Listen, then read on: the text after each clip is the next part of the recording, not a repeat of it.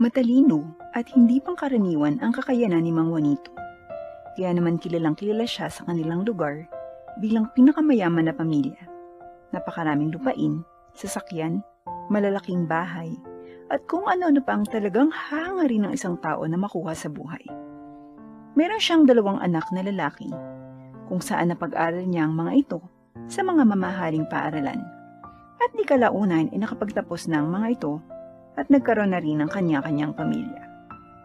Si Ben ang panganay na anak ni Mang Juanito. Nagkaroon na rin ito ng sariling pamilya. At si Benji naman, ang pangalawang anak ni Mang Juanito, nakatatapos lang sa pag-aaral at bago pa lang nagkaroon ng sariling pamilya. Din silang ampon na si RJ na kasalukuyan pang nag-aaral ng college. Kahit may mga pamilya na ang mga anak ni Mang Juanito, ay nakatira pa rin ito sa kanyang mansyon at umaasa pa rin sa mga yaman na pinaghirapan ni Mang Juanito. Habang nasa mansyon ng kanyang mga anak, napansin ni Mang Juanito na palagi itong nag-aaway at nagpapalakasan sa kanya, kaya madalas niya ang mga itong napapagalitan. Ang ampon naman na si RJ ay napansin ni Mang Juanito na madalas na hindi man lang nagkakaroon ng lakas ng loob para makipagsabayan sa kanyang mga kapatid, na makuha ang kanyang loob para sa kahit kaunting pamanaman lamang sana na makukuha ng kanyang ampon. Masipag na bata si RJ. Halos siya na nga ang gumagawa ng trabaho na dapat ay sa kanyang mga kapatid.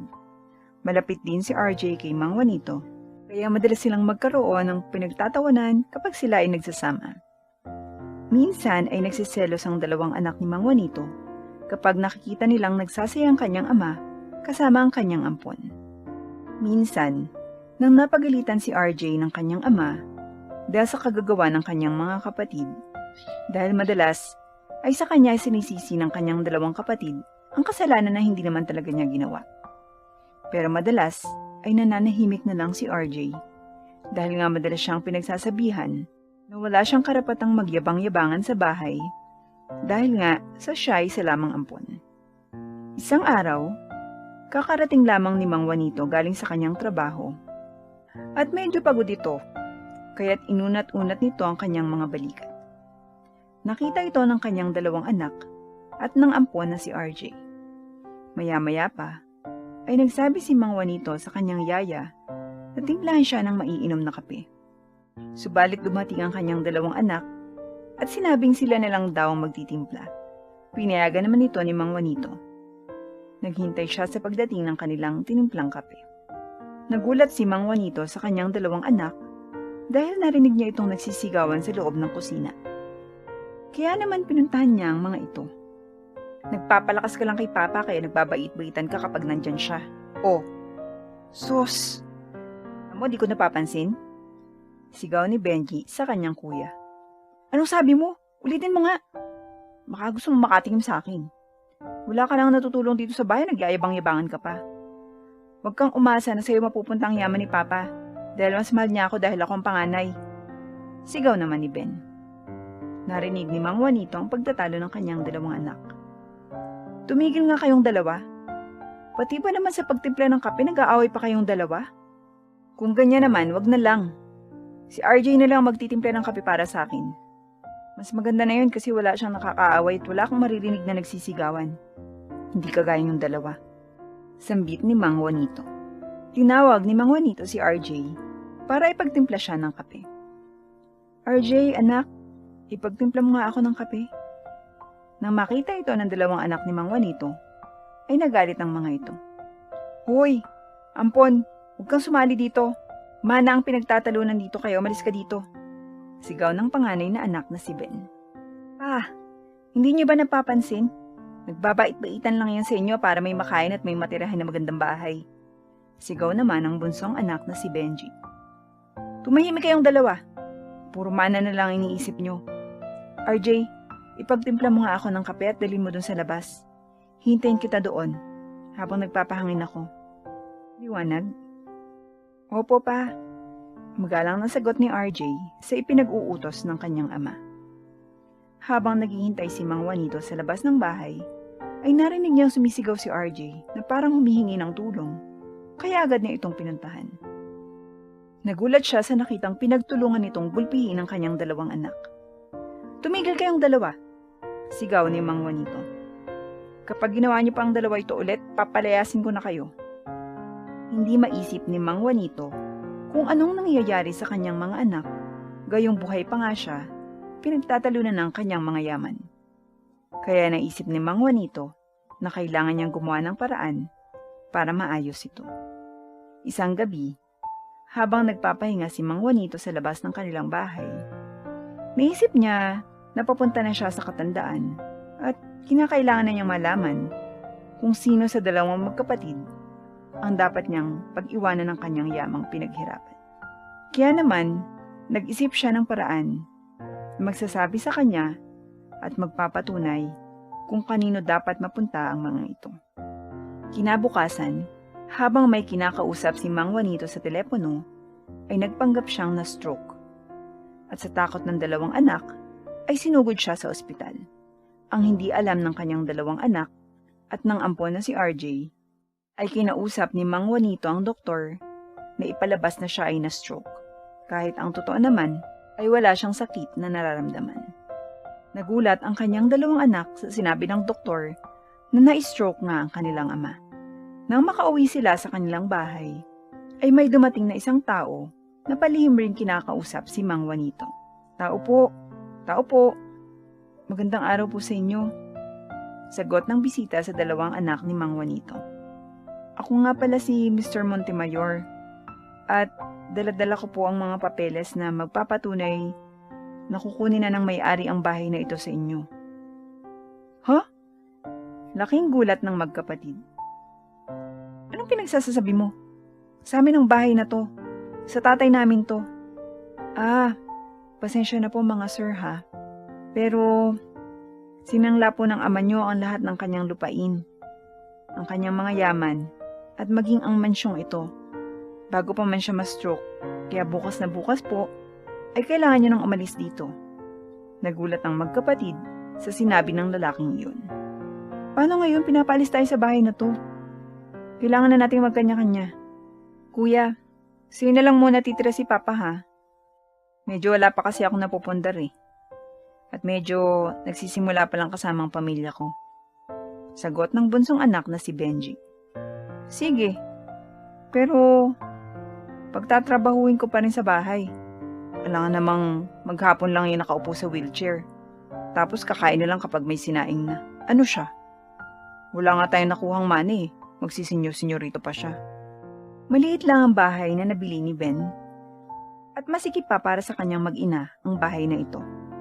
Kaya naman, madalas ay pinapatulog niya ang kanyang ama sa sahig ng kanilang bahay. At minsan ay hindi niya man lang ito binibigyan ng kulambo. Kaya madalas itong kinakagat ng mga lamok.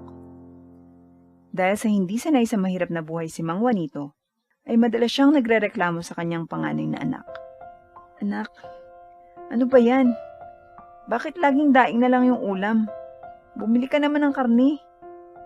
"Hoy tanda, ako napupuno na ako sa iyo ah.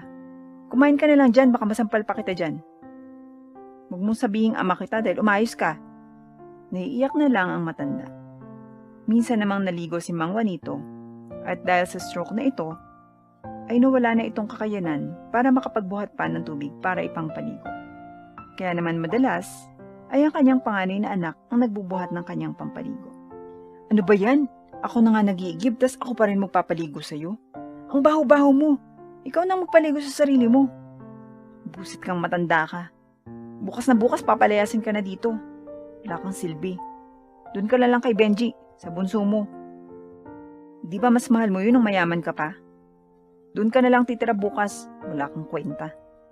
Nang tumira naman si Mang Juanito sa bahay ng kanyang anak na bunsong lalaki, ay maayos naman nung una.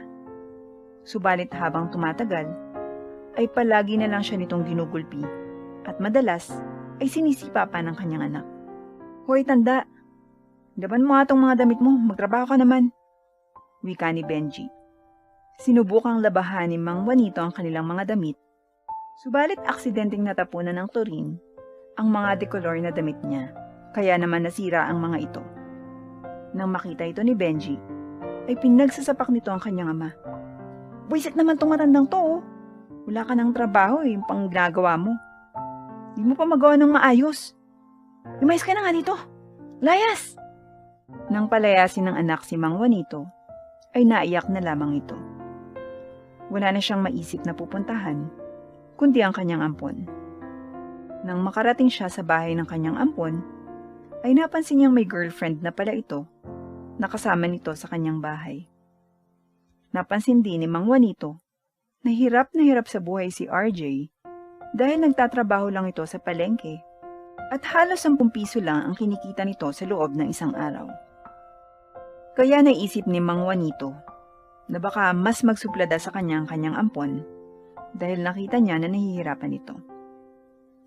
Isang araw ay umuwi si RJ sa kanyang bahay at dala-dala ang isang pirasong noodles. Niluto niya ito at niyaya ang ama na kumain. Nagulat si RJ dahil tinapon lang ito ni Mang Juanito. Ayaw! Pabulol na sagot ni Mang Juanito. Bakit mo po tinapon pa? Wala na tayong mauulam. Paano na tayo niyan? Alam niyo namang yun lang ang kaya ng sweldo ko eh. Tinapon mo pa. Malungkot na sabi ni RJ. Kaya nagpatuloy na lang siya sa pagkain kahit walang ulam. Pagkatapos niyang kumain, ay naisip niyang hindi sanay ang kanyang papa sa ganong mga ulam. Kaya siguro tinapon yun ng kanyang papa. Kaya lumabas ng bahay si RJ at nangutang na lang ng kahit na 1/4 na karne sa tindahan para lang may maulam ang kanyang papa. Kinabukasan, ay niyaya ni RJ ang kanyang girlfriend na mag-date. Subalit naalala niyang wala nga palang maiiwan sa bahay para magbantay sa kanyang papa. Kaya nagpaalam si RJ sa kanyang girlfriend kung pwede ba niyang isama ang kanyang papa. Mahal, baka pwede nating isama ang papa ko. Matanda na kasi siya eh. Baka mamaya, lumabas niya ng bahay at kung saan mapunta. Matanda na kasi baka wala na yung alaala niya. Pagmamakaawa ni RJ sa girlfriend. Sige na nga, nakakainis naman. Pagtataray ng kanyang girlfriend. Nang makarating sila sa restaurant, ay nagsisigaw si Mang Juanito at pinagtataob ang mga lamesa dito. Kaya hiyang-hiya ang girlfriend ni RJ sa nangyari. Ano ba naman yung papa mo, RJ? Nakakaya naman. Hindi ka nahihiya. Ako nahihiya, mag-break na lang tayo.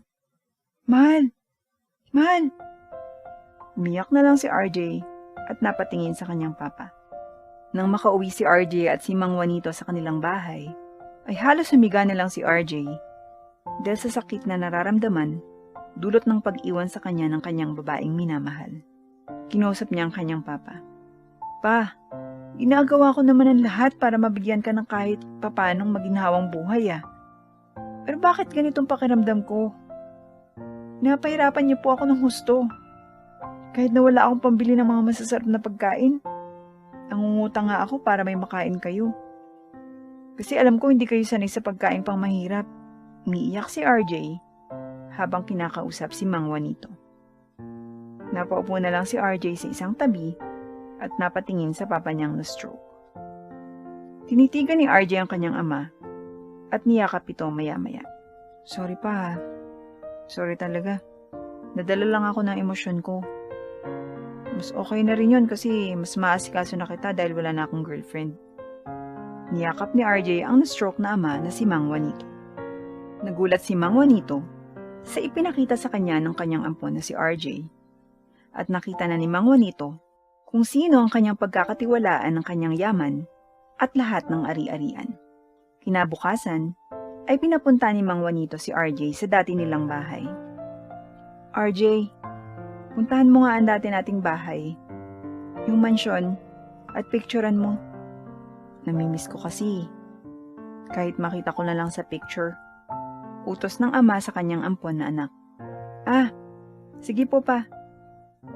Nang makarating si RJ sa dating bahay ng kanyang ama, ay pinicturean niya ito. Nagulat siya dahil tinawag siya ng gwardiya dito. Hoy! Anong ginagawa mo sa labas? Bakit mo pinipicturean yung bahay na yan? Tanong ng gwardiya. Sir, pinipicturean ko lang. Ang ganda po kasi. Dating bahay po kasi yan ng tatay ko. Pagpapakumbaba ni RJ. Mali ang ginawa mo, bata. Sumama ka sa loob at magbabayad ka sa may-ari ng bahay na to. Tara, Sumama ka sa loob. Nakakatakot na sabi ng gwardya. Sir, wala naman po akong ginagawang masama. Nang makapasok sila sa loob ng mansyon, ay nagulat si RJ na makita doon ang kanyang papa Juanito. Pa, anong ginagawa niyo dito? Tanong ni RJ. Hay anak, sa wakas, nahanap ko na rin ang pag-iiwanan ko ng lahat na ito. Ha? Ano ibig niyo sabihin pa? Gulat na tanong ni RJ. Mula ngayon anak, sa'yo na mapupunta ang lahat ng yaman at ari-arian na ipinundar ko. Dahil sa respeto, pagtsatsaga mo nung nagpanggap akong isang matandang wala ng silbi. Ang pagpapanggap kong yun ay ang aking paraan para malaman kung sinong karapat-dapat na magmana ng aking mga pinaghirapan na yaman.